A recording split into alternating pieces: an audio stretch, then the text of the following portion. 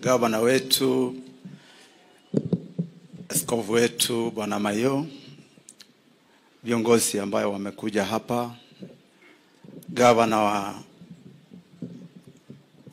Bungoma, Lusaka, na viongozi wengine wako hapa, na PS wetu, watu wa kanisa yetu hii. Hamjambo? God is good and all the time. Asante. Mimi Mheshimiwa Rais, nimesimama hapa kwanza kukushukuru sababu ya wewe kuwa mkarimu wetu kwetu, kuwa hapa wakati uko hapa unatutembelea kanisa. Juzi ulitutembelea hapa Kikorogot. Leo umepata nafasi nyingine wakati umetoka huko upande wa Kitale, leo tuko nawe hapa. Tunashukuru sana kwa ukarimu wako. Pia nataka kushukuru viongozi ambao wamesimamia hii kanisa. Bwana Umodi, viongozi ambao wamesimamia hii kanisa.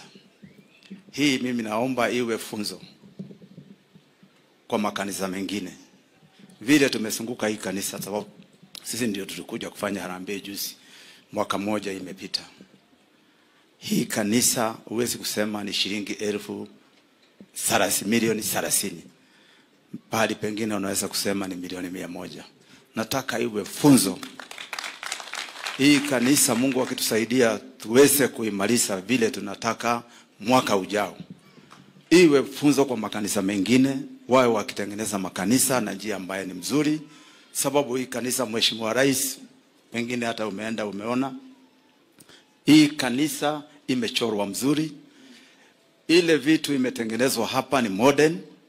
Quality ya hii kanisa iko na quality ambayo ni hali ya juu.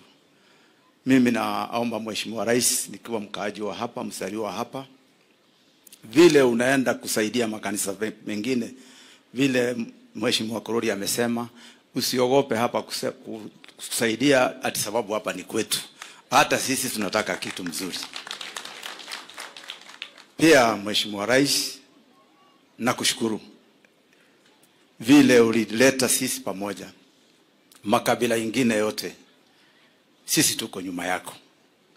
Na kwa sababu Mheshimiwa Rais, wakati tulichukua hii serikali ni miaka 2.5, Mheshimiwa Rais, mmoja wetu ambaye alitukimbia, akakimbia kwetu, kaenda kutuchokora. Nakumbuka alisema tulikuta nchi haina pesa.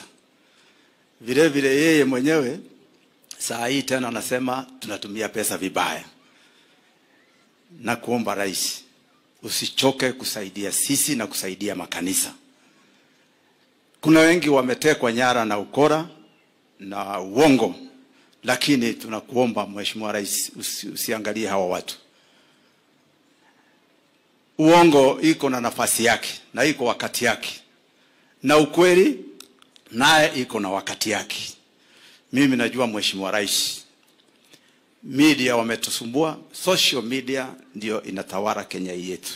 Sababu yale yote tunafanya Kenya hii, media au social media wameingiliwa na maneno mbaya, wanaanza kugeuza hiyo maneno na kuwa mbaya. Kwa hivyo Mheshimiwa Rais, tuko nyuma yako. Maneno ya Shami, naona PS yako hapa, tutakuwa tukieleza watu yetu. Hii maneno ya NHIF ilikuwa na mashida mingi. Madeni ilikuwa 1.5 billion. Sasa hii SHA, wenye walikuwa wanakulia hiyo pesa wakora, ndio wanaleta shida ya kusema SHA ifanyi kazi. Nataka kuhakikishia Mheshimiwa Rais, juzi nimeenda kanisa moja hapa Pioneer. Wakati wanahubiri na wakati mimi napewa pesa kidogo ya kanisa, wamama wawili wakaamuka wakasema, niambie Rais, hii SHA inafanya kazi.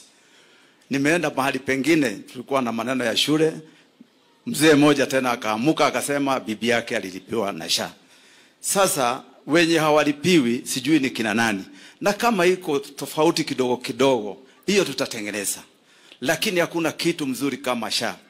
Na sababu Mheshimiwa Rais umetusaidia pesa, naomba tu tusunguke Kenya mzima. Hii maneno ya broad base, tumepata chairman mpya hapa. Nataka Mheshimiwa Rais tuende huko upande wa Central Province, sababu huko ni propaganda imejaa. Na mimi nitakuwa wa kwanza kwenda kusaidia wewe huko. Tuone hii propaganda tutaifikisha wapi na tutaimaliza. Kwa hayo machache, Mheshimiwa Rais, tunashukuru.